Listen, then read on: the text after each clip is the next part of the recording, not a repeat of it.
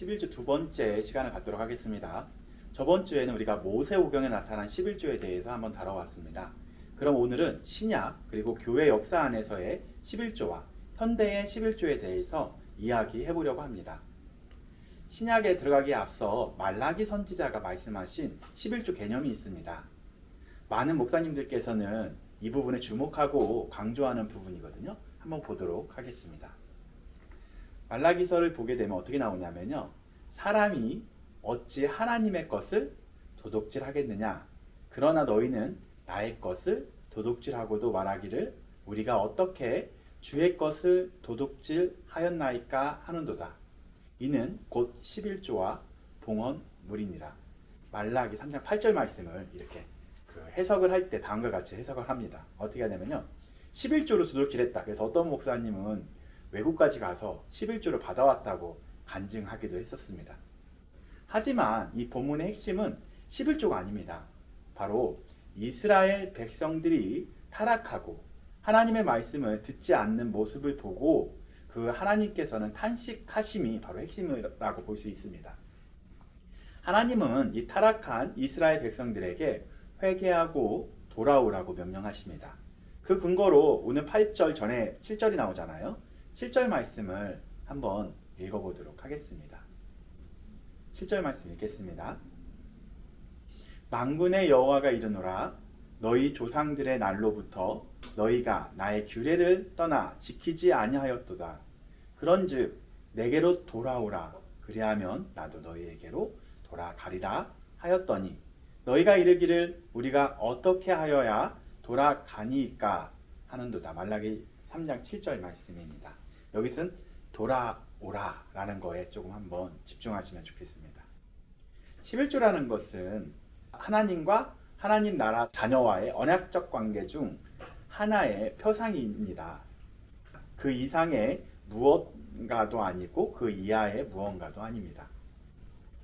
신약에서는 이스라엘의 백성들, 특히 바리새인들과 유대 지도자들은 11조라는 행위를 하면서 하나님의 관계가 온전한 것으로 착각해왔습니다.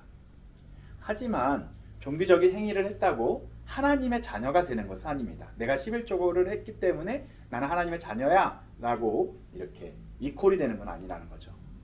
착각 속에서 사는 사람들에게는 하나님의 책망만이 따릅니다.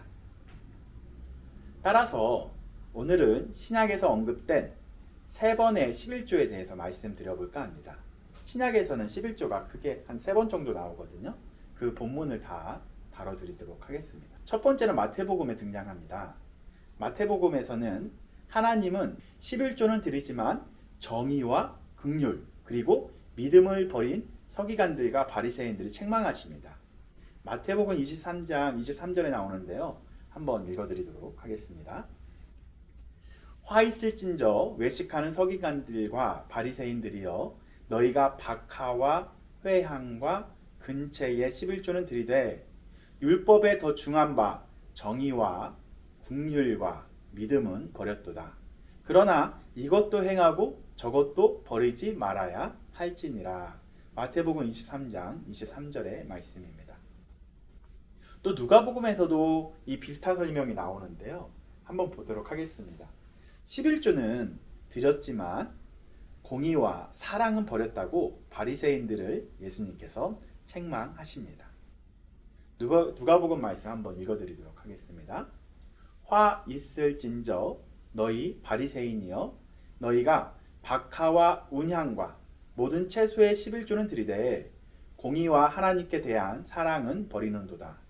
그러나 이것도 행하고 저것도 버리지 말아야 할지니라. 누가복음 11장 42절의 말씀입니다. 마지막으로 자신이 의롭다고 생각하는 바리새인의 기도에서도 찾아볼 수 있는데요. 한번 보도록 하겠습니다.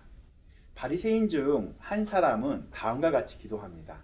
오히려 죄인을 정죄하면서 어떻게 기도하냐면요. 다음과 같이 기도합니다. 나는 일해에 2번 금식하고 또 소득의 11조를 드리나이다 하고 이게 누가복음 18장 12절 말씀에 나오는데요. 기도하는 장면에서 이런 표현을 썼습니다. 그러나 예수님의 평가가 되게 중요합니다. 예수님께서는 다음과 같이 평가하십니다. 그 평가의 내용이 18장 14절 말씀에 나옵니다. 누가복음 18장 14절 말씀을 제가 읽어드리도록 하겠습니다. 내가 너희에게 이르노니 이에 저 바리새인이 아니고 이 사람이 위롭다 하심을 받고 그의 집으로 내려갔느니라. 무릇 자기를 높이는 자는 낮아지고 자기를 낮추는 자는 높아지리라 하시니라. 누가복음 18장 14절의 말씀입니다. 이처럼 신약에서는 11조에 대해 매우 중요하게 다루지는 않는 것 같습니다. 그러나 신약 시대에 살아가고 있었던 초대교회 기독교인들은 11조의 원리에 대해서는 결코 작게 여기진 않았습니다. 예수님께서는 바리새인들에게 율법의 행위보다 율법의 본래적인 의미에 대해서 가르쳐 주시려는 의도가 여기 있었던 겁니다. 11조의 진정한 의미가 무엇인지에 대해서 바리새인들과 주변 사람들에게 가르쳐 주려고 하셨던 거죠. 또한 사실 초대교회라고 볼 수 있는 예루살렘 교회 공동체가 있었는데요. 그 공동체와 사도 바울이 세운 이방 공동체에는 자기 자신을 교회에 바치고 서로 공유하는 모습들이 사도행전에 나옵니다. 그리고 이방인 교회 공동체 경우는 어떻게 나오냐면요.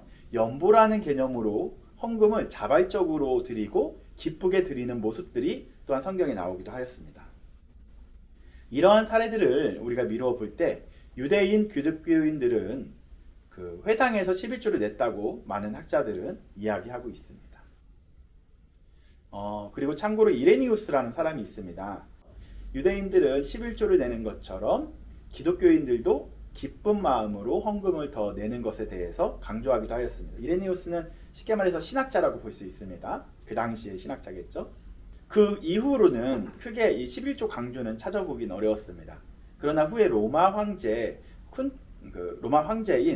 컨스탄티누스의 지원으로 기독교가 제도적 교회가 됩니다. 가톨릭 교회를 발전하면서 11조를 강조하는 교보들이 늘어났습니다.